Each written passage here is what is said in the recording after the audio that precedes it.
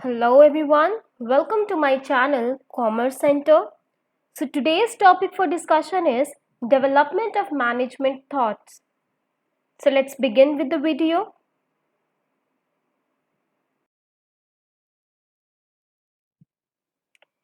Start करते हैं introduction से।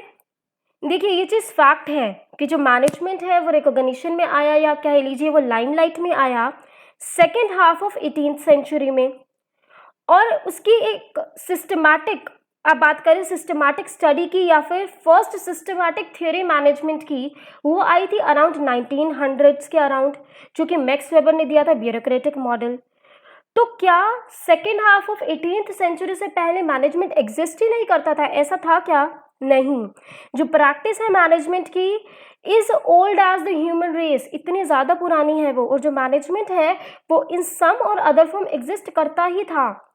तो क्या एक रीज़न रहा second half of 18th century के बाद मैनेजमेंट का ऐसे डेवलपमेंट का रिकॉग्निशन में आने का क्या एक रीज़न रहा?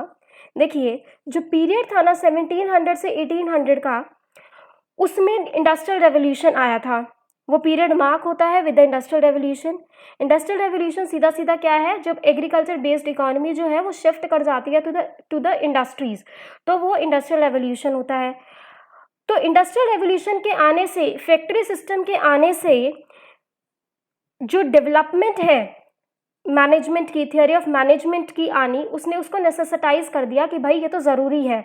ठीक है, तो जो मैनेजमेंट अभी है, जो मैनेजमेंट का जो भी करंट लेवल है, वो किस तरीके से आया है, किस तरीके से इवोल्यूशन हुआ है मैनेजमेंट थॉट का, मैनेजमेंट थियोरीज का, उसी को हम पढ़ेंगे डेवलपमेंट ऑफ मैनेजमेंट थॉट में।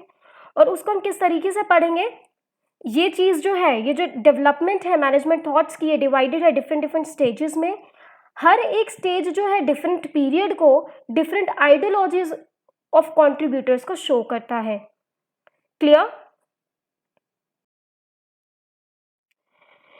नाउ अब पढ़ते हैं हम स्टेजेस इन मैनेजमेंट थॉट्स के बारे में, किस तरीके से इवोल्यूशन हुआ, किस तरीके से डेवलपमेंट हुआ, जो कि मैनेजमेंट अब इस लेवल पे है, तो वो चीज़ अब हम पढ़ेंगे। फर्स्ट जो स्टेज आती है वो आती है प्री साइंटिफिक मैनेजमेंट इरा, जो कि 1880 से पहले का था, और इसको हम प्री टेलर पीरियड भी बोलते हैं। इसके अंदर जो main contributors, main management thinkers थे, वो कौन से थे? Robert oven, Charles Babbage, James Watt, JR. And Matthew Bolton. Next है क्लासिकल थियोरी ऑफ मैनेजमेंट, जो इंक्लूड करती है ब्यूरोक्रेटिक मॉडल को, साइंटिफिक मैनेजमेंट को, और प्रोसेस या फिर एडमिनिस्ट्रेटिव मैनेजमेंट को। थर्ड है new classical theory of management, जो इंक्लूड करती है ह्यूमन रिलेशन मूवमेंट और बिहेवियर साइंसेस मूवमेंट को। लास्ट वन है मॉडर्न थियोरी ऑफ मैनेजमेंट, जो इंक्लूड करती है क्वांटिटेटिव अप्रोच को, सिस्टम अप्रोच को और कॉन्टिजेंसी अप्रोच को। इस पर्टिकुलर वीडियो के अंदर हम प्री साइंटिफिक मैनेजमेंट इरा को कवर करेंगे, plus classical theory of management से हम ब्यूरोक्रेटिक मॉडल को कवर करेंगे।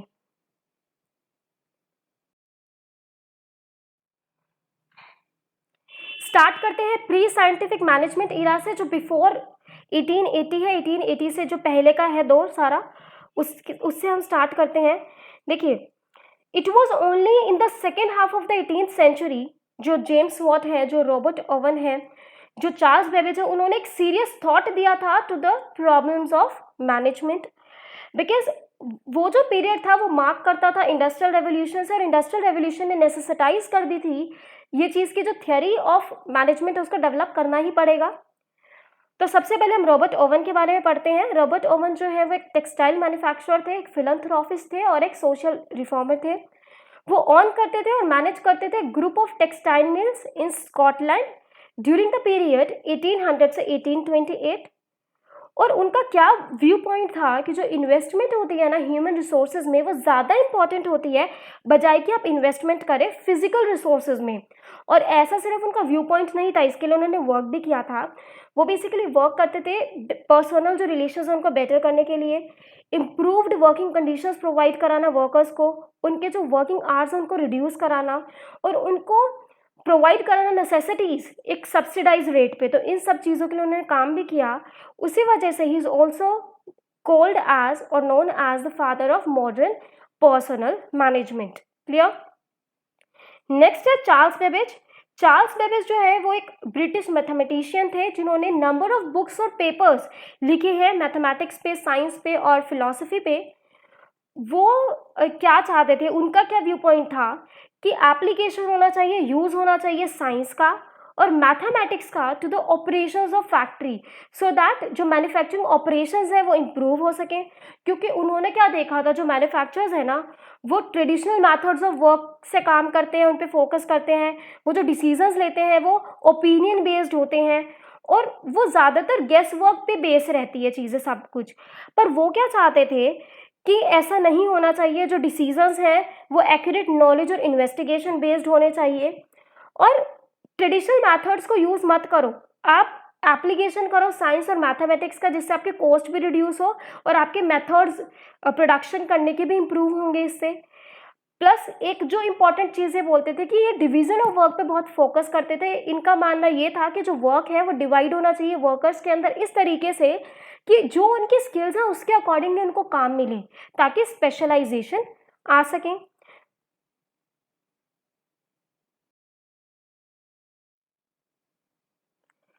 उन्होंने स्ट्रेस किया need of reducing the cost by introducing improved methods of work.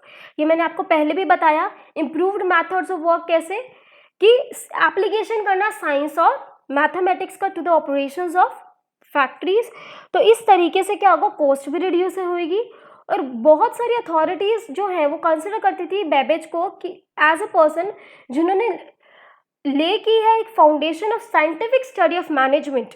क्योंकि जो टेलर है उन्होंने बेसिकली साइंटिफिक मैनेजमेंट थियरी दी है, बट जो एक फाउंडेशन ले करी है बहुत सारी अथॉरिटीज के अकॉर्डिंग वो की है चार्ल्स बेबेज ने। क्लियर?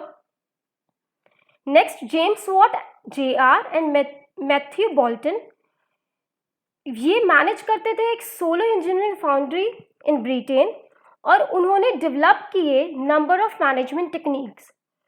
तो कौन कौन सी मैनेजमेंट टेक्निक्स इन्होंने डेवलप की हैं?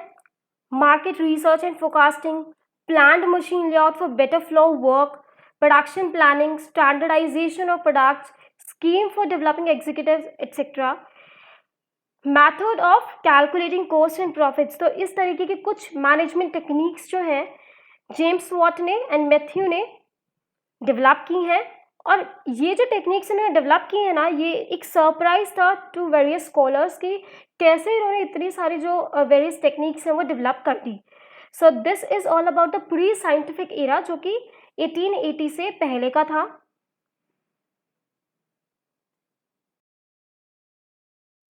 अब नेक्स्ट जो आता है वो आता है classical theory of management. Classical theory of management को पढ़ने से पहले देखिए हम देखते हैं कि क्लासिकल का मतलब क्या होता है। क्लासिकल का मतलब होता है ट्रेडिशनल, तो इसी वजह से इसको क्या बोलते हैं, ट्रेडिशनल स्कूल ऑफ मैनेजमेंट भी बोला जाता है। जो क्लासिकल थियोरी ऑफ मैनेजमेंट है उसको ट्रेडिशनल स्कूल ऑफ मैनेजमेंट भी बोला जाता है। क्लासिकल थियोरी जो है वो बेस थी किस चीज़ पर, उसका जो मेन बेस है वो क्या था, इकोनॉमिक रैशनैलिटी ऑफ इंडिविजुअल। अब ये क्या होता है, इकोनॉमिक रैशनैलिटी ऑफ इंडिविजुअल का मतलब है कि जो पीपल है ना वो मोटिवेटेड होते हैं इकोनॉमिक इंसेंटिव से और वो उन्हीं कोर्स ऑफ एक्शन को चूज करते हैं जो उनको ज़्यादा से ज़्यादा ग्रेटेस्ट, ठीक है, जो उनको ज़्यादा से ज़्यादा मॉनेटरी बेनिफिट देते हैं वो उन्हीं कोर्स ऑफ एक्शन को चूज करते हैं। तो क्लासिकल थ्योरी किस पे बेस हुई, इकोनॉमिक रैशनैलिटी ऑफ इंडिविजुअल पे। प्राइमरी कंट्रीब्यूशन क्या है क्लासिकल स्कूल ऑफ थॉट के, देखिए प्राइमरी कॉन्ट्रीब्यूशंस जो है वो आपको वैसे आप ये जिसके अंदर 3 स्ट्रीम्स है ना, bureaucratic model, scientific management, administrative management, जब आप इनको पढ़ेंगे ना तो आपको खुद ही पता लग जाएगा कि क्लासिकल थियरी का क्या कॉन्ट्रीब्यूशन है। पर अभी मैं आपको समझा देती हूँ और एंड में आप इसको देख लेना। फर्स्ट है it emphasized the need for a structure with well defined rules, regulations and line of authority. Classical theory emphasize करता था कि एक स्ट्रक्चर होना चाहिए जिसमें वेल डिफाइंड रूल्स रहे, रेगुलेशंस रहे, एक well defined line of authority होनी चाहिए जो कि आप ब्यूरोक्रेटिक मॉडल में पढ़ोगे। Application of science to the practice of management जो कि आप पढ़ोगे साइंटिफिक मैनेजमेंट में। फिर डेवलपमेंट बेसिक मैनेजमेंट फंक्शंस की जो कि आप पढ़ने वाले हैं एडमिनिस्ट्रेटिव मैनेजमेंट में। Articulation and application of scientific principles of management वो आप पढ़ने वाले हो एडमिनिस्ट्रेटिव मैनेजमेंट में। तो ये जो कंट्रीब्यूशन है ये आप बेसिकली तभी समझ पाएंगे जब आप इन तीनों स्ट्रीम्स को अच्छे से पढ़ लेंगे। तो देखिए, it is only the max weber, only after the max weber bureaucratic model जो फर्स्ट सिस्टमैटिक मैनेजमेंट थ्योरी है वो इमर्ज हुई थी। तो क्या हम बोल सकते हैं कि जो फर्स्ट सिस्टमैटिक मैनेजमेंट थ्योरी है वो आई कौन सी थी, उसकी शुरुआत कैसे हुई थी? मैक्स वेबर के ब्यूरोक्रेटिक मॉडल से।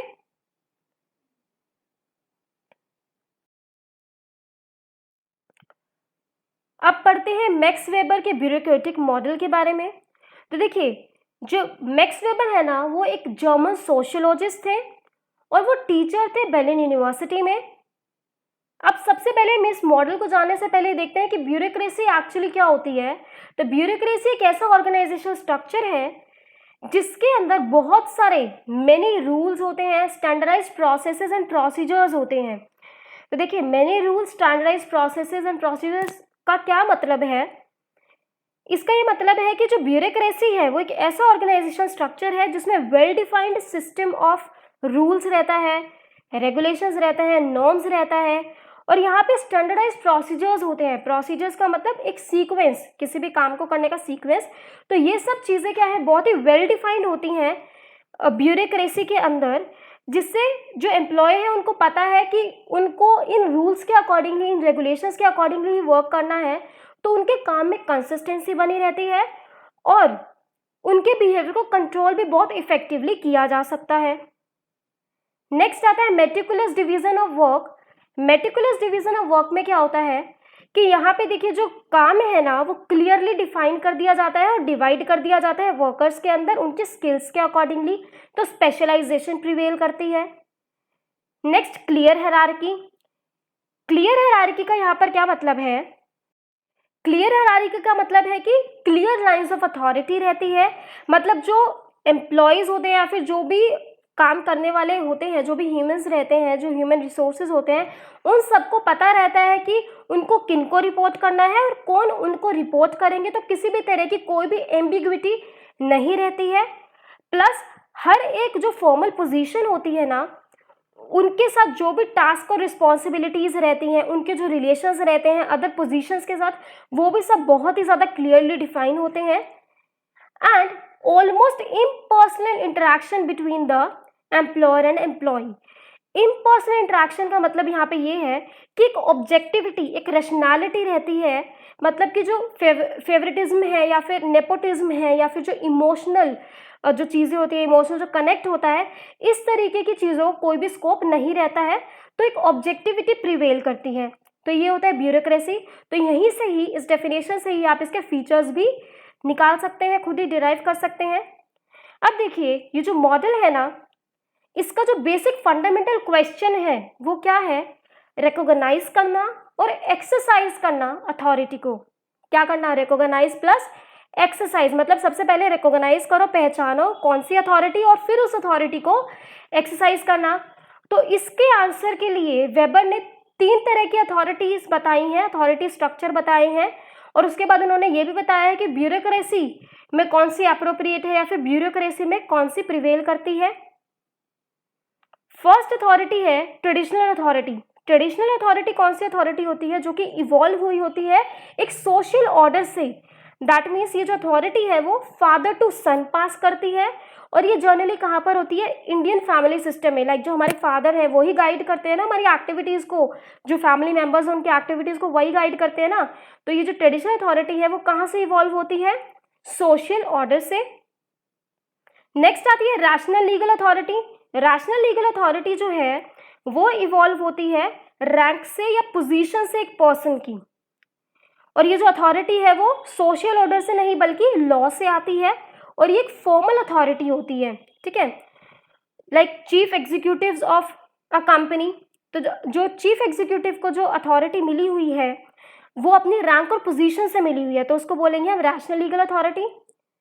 लास्ट होती है कैरिज्मेटिक अथॉरिटी। कैरिज्मेटिक जो अथॉरिटी होती है वो इवॉल्व होती है personal charisma of a leader से। करिज्मा का मतलब क्या होता है? Powerful personal quality. आपकी एक ऐसी पावरफुल पर्सनल क्वालिटी जिससे आप लोगों को अट्रैक्ट करते हैं और इन्फ्लुएंस कर सकते हैं। लाइक आपके गुड लुक्स हो सकते हैं, आपकी इंटीग्रिटी हो सकती है, आपकी इंटेलिजेंस हो सकती है, कुछ भी हो सकता है। तो ये जो क्वालिटीज़ होती हैं ये बेसिकली रिलीजियस लीडर्स में, पॉलिटिशियंस में या फिर एक्टर्स में होती हैं, तो वो कैरिज्मेटिक लीडर्स होते हैं एक तरह से। तो जो वेबर है वो कंसिडर करते हैं रैशनल लीगल अथॉरिटी को, ये जो सेकंड वाली है ना, रैशनल लीगल अथॉरिटी को एज मोस्ट इंपॉर्टेंट, बिकॉज देखिए जो ट्रेडिशनल अथॉरिटी है वो ओवरलुक करती है कॉम्पिटेंस से, क्योंकि वो एक सोशल ऑर्डर से आई है, वहाँ पे आपका एक इमोशनल, वहाँ पर आपका एक इमोशनल टच भी रहता है, और वहाँ पे आप जो है ऑब्जेक्टिव नहीं हो पाते, वहाँ फेवरेटिज्म रहता है। और जो कैरिज्मेटिक अथॉरिटी है वो इलॉजिकल सी होती है, वो इमोशनल टच भी होता है उसमें, और वो इलॉजिकल सी, इरैशनल होती है। तो जो रैशनल लीगल अथॉरिटी है वही अप्रोप्रिएट है, वही इम्पॉर्टेंट है, क्योंकि ये कहाँ से आई है, ये लॉ से आई है। तो लॉ से आई है, ये एक फॉर्मल अथॉरिटी है, ये आपके रैंक से, आपकी पोजीशन से आई है, तो आप कंपेटेंट होंगे तभी ये आपको मिली है। तो ये सबसे ज़्यादा अप्रोप्रिएट है वेबर के अकॉर्डिंग। जो वेबर है उन्होंने विजुअलाइज किया है इस स्ट्रक्चर को as an ideal pattern of organization, because it provides an ideal way for harnessing the human and mechanical energy, क्योंकि ये एक प्रॉपर वे, एक आइडियल वे प्रोवाइड करती है जिससे कि आप ऑप्टिममली यूटिलाइज कर सकते हो ह्यूमन को भी प्लस मैकेनिकल एनर्जी को।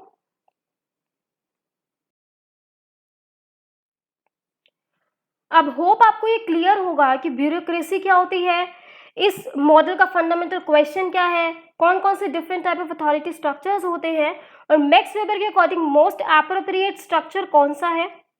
तो अब बात करते हैं एडवांटेजेस ऑफ ब्यूरोक्रेसी के बारे में। फर्स्ट आता है consistency in work. No doubt यहाँ पे जो वर्क है ना उसकी कंसिस्टेंसी रहती है, क्योंकि हर एक चीज़ तो आपको पता रहती है कि ये रूल्स और रेगुलेशंस हैं, ये प्रोसीजर्स हैं, इस तरीके से आपको काम करना है, ये सीक्वेंस रहेगा काम करने का, ये लाइंस ऑफ अथॉरिटी हैं, तो हर एक चीज़ आपको पता है, वेल डिफाइंड है हर एक चीज़। तो इससे क्या है कि जो आपके काम है उसके अंदर कंसिस्टेंसी बनी रहती है, कोई भी ओवरलैपिंग होने के चांसेस नहीं रहते हैं। Next specialization. अब जो आपका काम है, जो वर्क है, वो क्लियरली यहाँ पर डिफाइन होता है, वर्कर्स को उनके स्किल्स के अकॉर्डिंगली काम दिया जाता है, तो जब वो रेपिटेटिव मैनर में उस काम को करते हैं तो स्पेशलाइजेशन प्रिवेल करती है। Next is objectivity. ब्यूरोक्रेसी के अंदर ऑब्जेक्टिविटी रहती है, रैशनैलिटी रहती है। यहाँ पर नेपोटिज्म, फेवरेटिज्म या फिर इमोशनल कनेक्ट, इन तरह की चीज़ों को कोई भी स्कोप नहीं होता है। Order and discipline. ब्यूरोक्रेसी के अंदर एक ऑर्डर और एक डिसिप्लिन मेंटेन रहता है, किस सेंस में, क्योंकि यहाँ पे क्लियर लाइंस ऑफ अथॉरिटी है, क्लियर हायरार्किकल स्ट्रक्चर है, क्लियरली रूल्स, रेगुलेशंस, प्रोसीजर्स, हर एक चीज़ बहुत ही क्लियर मैनर के अंदर डिफाइन है, तो ऑर्डर और डिसिप्लिन मेंटेन रहता है। Last is competent employees. यहाँ पे जो एम्प्लॉयज़ है ना, जिन एम्प्लॉयज़ की सिलेक्शन होता है वो बहुत ही कंपेटेंट होते हैं, क्योंकि यहाँ पे एक इम्पार्शियल सिलेक्शन प्रोसीजर होता है। जो भी एम्प्लॉयज़ रिक्रूट किए जाते हैं, सिलेक्ट किए जाते हैं, वो अपनी मेरिट बेस पे होते हैं, अपनी कॉम्पिटेंस के बेस पे होते हैं, वो डिजर्विंग होते हैं, उनको प्रमोशन भी जो है उनकी टेक्निकल कॉम्पिटेंस के बेसिस पे दिया जाता है। और इस पॉइंट को आप जो रैशनल लीगल अथॉरिटी है उससे भी रिलेट कर सकते हैं। सो ये थे एडवांटेजेस ब्यूरोक्रेसी के। Now disadvantages of bureaucracy. First आता है रेड टेपिज्म। देखिए रेड टेपिज्म का क्या मतलब होता है, इसका मतलब होता है एक्सेसिव रूल्स एंड रेगुलेशंस। अब हमें ये बात पता ही है कि जो ब्यूरोक्रेसी है उसमें एक्सेसिव रूल्स एंड रेगुलेशंस होते हैं, जिसकी वजह से करप्शन भी होता है। यहाँ पर इम्पर्सनल कंडक्ट। ब्यूरोक्रेसी में इम्पर्सनल कंडक्ट से क्या रहता है कि आपकी एक बिलोंगिंगनेस नहीं बन पाती है ऑर्गेनाइजेशन के साथ या उसमें जो लोग काम कर रहे हैं उनके साथ, तो ये जो फीलिंग है वो लैक करती है। रिजिडिटी, यहाँ पे बहुत ज़्यादा रिजिडिटी रहती है, इन द सेंस फ्लेक्सिबिलिटी नहीं होती है, रूल्स एंड रेगुलेशंस बहुत ही रिजिड होते हैं और उनको आपको फॉलो करना रहता है।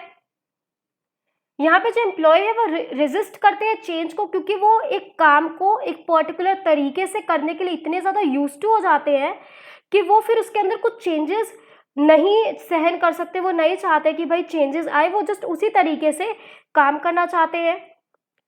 यहाँ पे क्रिएटिविटी लैक करती है, क्यों, वो तो करेगी ना, क्योंकि यहाँ पर आपसे तो कुछ पूछा नहीं जा रहा, आपको सिर्फ बताया जा रहा है आपको उनके अकॉर्डिंगली काम करना है, तो आपको एक मशीन की तरह, एक कमोडिटी की तरह ट्रीट किया जा रहा है, आपको यहाँ पर एक ह्यूमन बीइंग की तरह ट्रीट नहीं किया जा रहा है। अब आपका यहाँ पे मोरल भी लो रहता है, क्योंकि जब इतनी सब चीज़ें हैं कि आपकी एक तो बिलोंगिंगनेस की फीलिंग नहीं आ पा रही है आपको, आप रिजिडिटी इतनी ज़्यादा रहती है, आपकी जो पर्सनल ग्रोथ है वो नहीं हो पा रही है, तो आपका जो मोरल है वो यहाँ पर डाउन रहता है। तो ये थे advantages and disadvantages of bureaucracy model.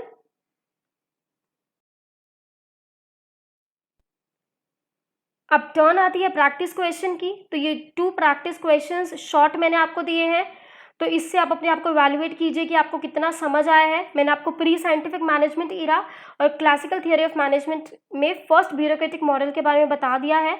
तो अपने आप को यहाँ पे इवैल्यूएट कीजिए और ज़रूर आपको कमेंट में डालना है इसका आंसर। प्लस एक लॉन्ग क्वेश्चन मैंने दिया है जो ग्रेजुएशन और पोस्ट ग्रेजुएशन पर्पज़ के लिए है, तो आप इसको भी देखिएगा।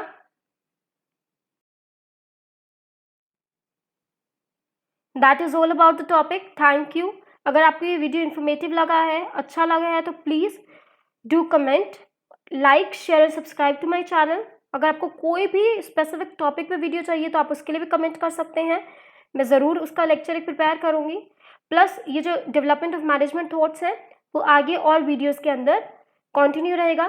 Thank you.